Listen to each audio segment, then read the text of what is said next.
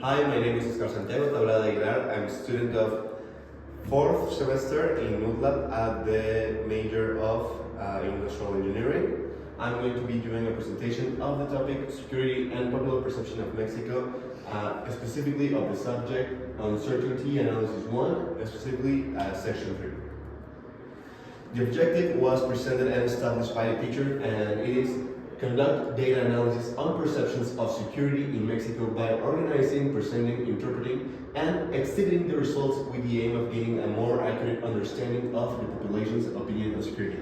The objective was already based, and we did not have any say or opinion to what it was after that. But based on that, our introduction I think is very appropriate. I think we can all agree that insecurity and corruption are two of the biggest issues that exist not only in Mexico but in the world in general. And this project helps us see visually with pie charts and bars how opinions may differ based on age, social status, or region where they live. Please. First we're going to start with the pie chart of gender. In Mexico, and specifically in their survey, 46% of the survey population were men, while women represented the other 54%. So it was a very, I would say, balanced population of the different genders. On the histogram effects, we can see the following. The mean of ages was 44.125 years, which is right about here. While the mouth was 33 years old, which is a little bit over here. The accuracy of the data was minus 0.48 and the skewness of 0.50. Here we can see the object, the cumulative relative frequency object of age. We can see that the object is platychrotic and the range of ages goes from 17.5, which was our lowest, the youngest subject, to 97.5, which was our oldest subject. I think this was very interesting. Here we can see the pie chart of the participation of each state. We can see here that the largest participation was 7%.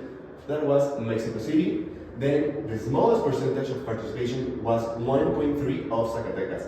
Then the next two states with the largest percentage of participation were Tamaulipas with 5.5 and Chiapas with 4.2. On the other hand,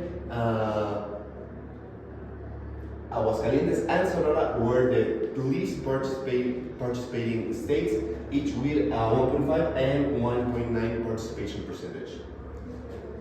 Here we can see the chart of insecurity, and it's very straightforward. When asked about their feeling of insecurity in Mexico, 875 people out of the sample of 1,500, about 58% of people, said that they felt insecure, while the other 625 people, 42%, give or take, people did not give an affirmative answer or even refused to ask their question. I think this was very interesting. Maybe it has to do a little bit with organized crime, or maybe distrust in the government or so, because there were even people that refused to answer the question, so that's why they didn't answer.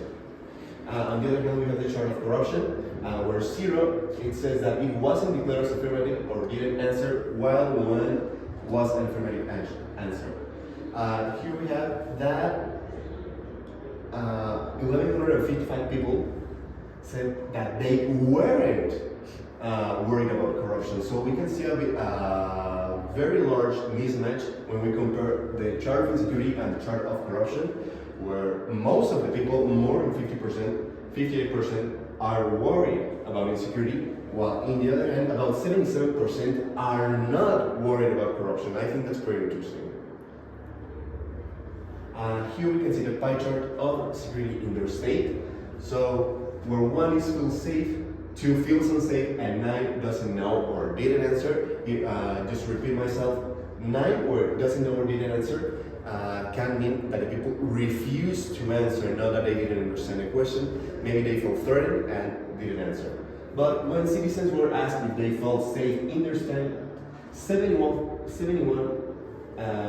people said that they did not, 71% of people said that they did not, and 1.7 did not answer the question. So we can see that more than 70% of the people in each of their states do not feel safe.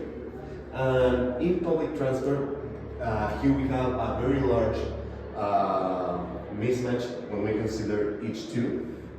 When they were also asked if they felt worried when using the public transport, the sense of insecurity decreased a lot and it went to 48.2%. We can see number 2, feel safe, is red, and while here is using most of the pie chart, here is using less than half.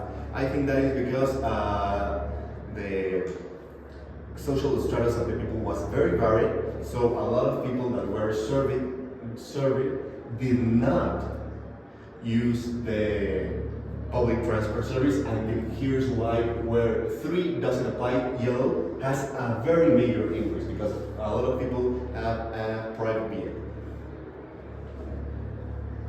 Now, this is the chart of victim of extortion or kidnapping. The question of how do you feel about the possibility of being a victim of extortion or kidnapping, only 57% of the survey said that they felt unsafe. I would think so that it would be a lot higher, 80%, maybe even 100%, but it was only 57%. Only 8 people out of the 1,500 said that the question did not apply to them. So I think that's very interesting. Well, why you, as a normal civilian, wouldn't be in risk of being a victim of extortion or being kidnapped? I think that was pretty interesting. That 8 people said that did not apply to them. But 606 people out of the 1,500, which is roughly 40.4%, said that they felt safe. So here is a very large increase, which I would think that it would be a lot lower if they felt that they were they could maybe be a victim of extortion or kidnapping. And this, when we consider that in 2024, the rate of kidnapping was 71 people out of every 100,000 applicants, according to the INEGI. The pie chart of trust in National Guard. Generally, the National Guard, in terms of trust and corruption, they were very positively received.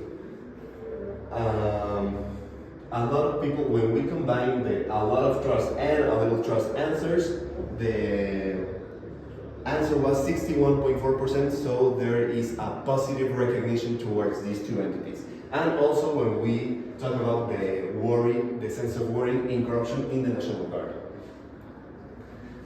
Next we have the chart of trust in the Army and the chart of corruption in the Army. This means how likely you are to trust in the Army or how worried you are that the Army is a corrupt entity. Again, these two have very similar and positive reviews. We can see that similar to the National Guard, the perception of the Army was very positive. The sum of both positive responses was 73.2%, and also 54.2% or 813 people of the survey sample said they did not feel worried about the Army being corrupt. So I think that's great. Please. Now, when we change this, and we are not talking about the National Guard or the Army, and we're talking about the state police, we can see a very large decrease on the positive answers. We can see that,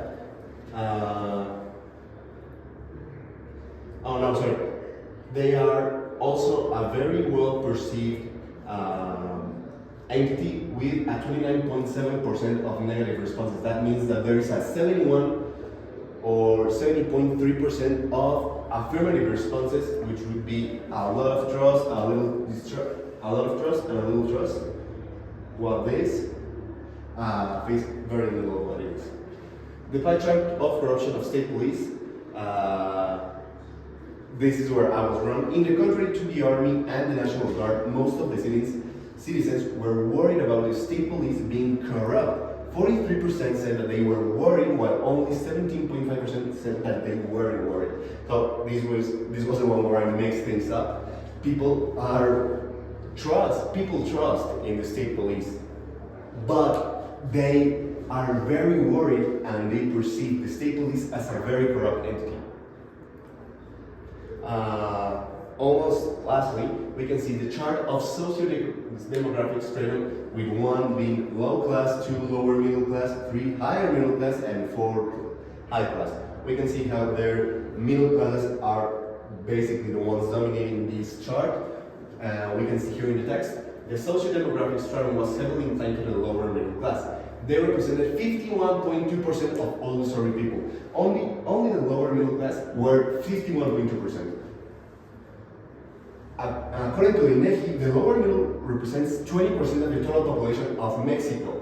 So basically, if we would base ourselves on the data of INEGI, this would have to be 20%, but the specific sample that we took and we analyzed made up 51.2%. So it was a 31.2% increase in the population.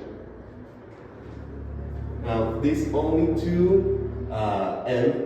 Out of the 1,500 people surveyed, 875 people are concerned about insecurity, roughly about 58.3%. We can see over here. The statistical analysis shows that the average age of the concerned group, 43.92 years, is slightly lower than the of the unconcerned group, 45.27 years. So let's round this up to 44 and let's round this down to 45. So there's basically a 1 year difference between the worried group and the unworried group, which I think is very interesting because it would make people think that there is not really a difference since it's only 1 year. And since we saw on the last slide, there may be some mistakes in the data, or maybe some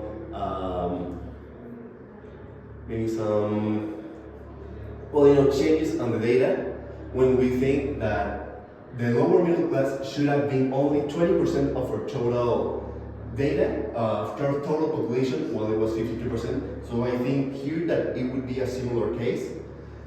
Just to continue with the text, the graphs confirm this slight difference in medians, 42 years versus 43.5 years, and a similar age dispersion between both groups, suggesting that while concern is general, slightly older individuals tend to be less worried.